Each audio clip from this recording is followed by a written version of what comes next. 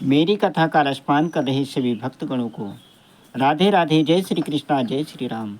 मेरे प्रभु तो बहुत बड़े दयालु हैं, वो अपने भक्तों के ऊपर जरूर कृपा करते हैं। जो कोई भक्त किसी देवी देवता की पूजा करता है, उसकी पूजा कभी व्यर्थ नहीं जाती, उसे उसका फल तो जरूर मिलता है। ऐसे ही एक कहानी एक ब्राह्मण की है। वो ब्राह्मण बहुत गरीब था और उसकी एक कन्या थी। कन्या की शादी को लेकर के वो निरंतर परेशान रहा करता था। एक दिन उसने सोचा कि माता लक्ष्मी को प्रसन्न कर लिया जाए और उनसे इतना धन प्राप्त कर लूं कि मैं कन्या की शादी बड़ी धूमधाम से कर सकूं। इसी विचार को करने के पश्चात ब्राह्मण तपस्या करने के लिए जंगल में चला गया। और इधर कुछ दिन के बाद जब गांव वालों ने देखा कि ब्राह्मण घर पर नहीं है, तो सब लोगों ने थोड़ा थोड़ा सहयोग करके उस कन्या का विवाह कर दिया। और इधर कुछ दिन के पश्चात माता लक्ष्मी जी प्रकट हो गई और उस ब्राह्मण से कहने लगी कि ये भक्तराज, आप वरदान मांगो।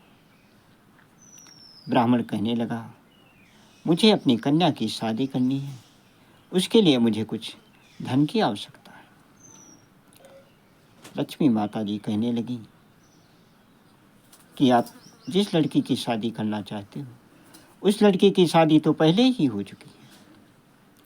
तो ब्राह्मण कहने लगा, फिर मुझे अब धन की भी आवश्यकता नहीं, मेरा मन अब भक्ति भाव में लगे और मुझे अपनी भक्ति दे देगी। माता लक्ष्मी ने कहा, अब आपको तो धन अवश्य प्राप्त होगा, क्योंकि आप धन के लिए ही तपस्या कर रहे थे। ब्राह्मण कहने लगा, मुझे अब धन नहीं चाहिए। वो भी अपनी जिद पर अड़ा रहा और माता लक्ष्मी भी कहने लगी, नहीं, अब धन आपको अवश्य मिलेगा। ब्राह्मण बहुत चिंतित हुआ। उसने सोचा, अब मैं आत्महत्या कर लूँगा।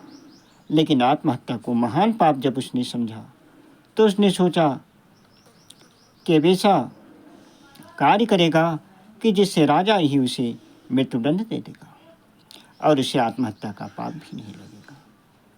इसी विचार को करने के पश्चात वो राज दरबार में पहुंच गया और अपने जूते को उठा करके राजा के ऊपर फेंक करके मारा और संयोग बस वो जूता राजा के छत्र के ऊपर जा करके लगा और एक काला सर्प तुरंत ही नीचे गिरा और तुरंत मर गया।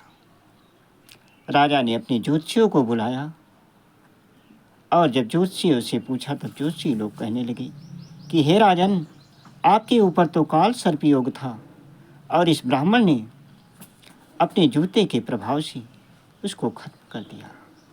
राजा बहुत प्रसन्न हो गया और इस ब्राह्मण को बुला करके अपना राजपाट दे दिया और स्वयं जंगल चला गया। इस प्रकार हम जो कोई भी पूजा पाठ करते हैं, हमें उसका फल तो ज़रूर मिलता है। हमारी माता जी, हमारे प्रभु जी, भगवान भोलेनाथ जिस भी रूप में मानते हो, बहुत बड़े दयालु हैं।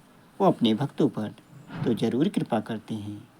बोलिए उमापति महादेव की जय, पवन सुत हनुमान की जय, काली मैया की जय, स्थान देवता की जय। जय जय श्री सीताराम।